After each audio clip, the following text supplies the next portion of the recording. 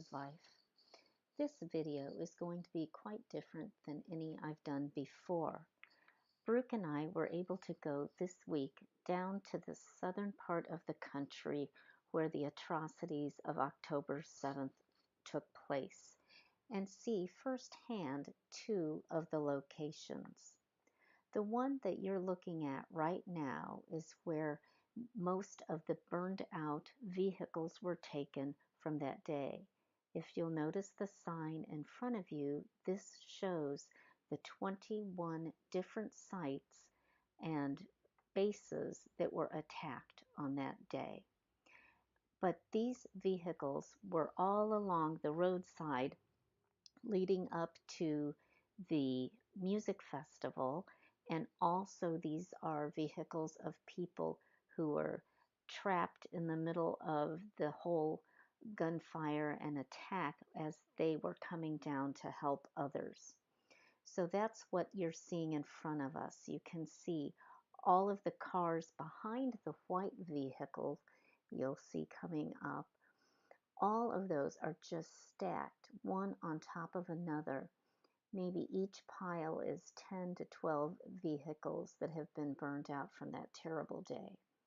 Now, as you can see, some of the vehicles are not burned out, but as you get further along, you'll be able to see bullet holes and realize that all of these vehicles had people in them.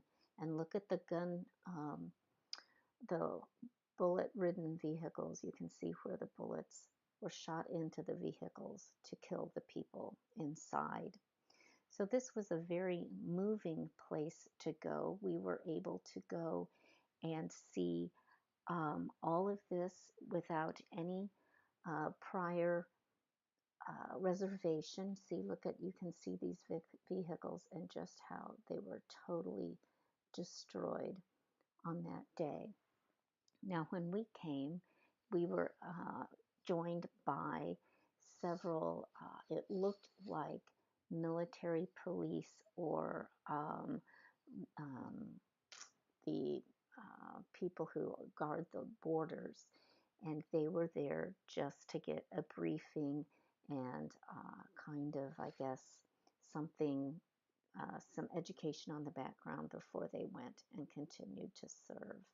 Now, this vehicle was an ambulance that was attacked, and in a moment you'll look down, right down there in the middle is a pipe bomb that I guess did not explode, and they've been able to, I guess, disarm it and leave it there for you to see. So this is what you were seeing. Now, this second scene that we're looking at right now is the location where the Nova Music Festival took place. Now, there were about 4,000 people in attendance there, from what I've read, mostly people under the age of 30. Now, on this day, there were several sites that were infiltrated and attacked. There was the Supernova Musical Festival. There were several small towns and kibbutzes along the border. Sderot is a city which is actually pretty good size, and their police station was attacked, overtaken, and some army bases and another small music festival.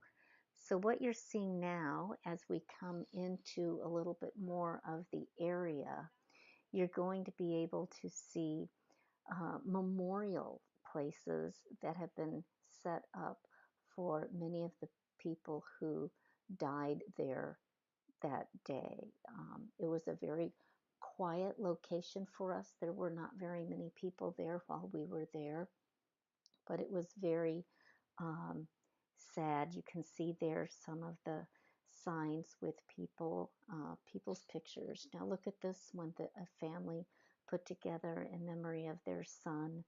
It's a place where the family can come and just sit and contemplate. This was the last place that their child, brother, sister was alive, and this is where they were murdered. And so this is a very moving place to be. It's very hard to go to, but yet it was so important for us to go there. And as you move further along, you can see this is where a lot of the places were set up with the pictures of the people, Israeli flags. I'm going to get a closer view for you so that you can see, but it'll have the people's pictures. It has candles that can be lit. There's flowers that are down there. And there's a lot of banners set up of different people who were murdered on that day. It was really important for us to go there. We did not go to any of the homes or villages that were attacked because there are still some people that are living there. They're going to start trying to rebuild, and we felt that it was just too intrusive to go there. But here again, you see some of the memorials that have been set up and for the individual people.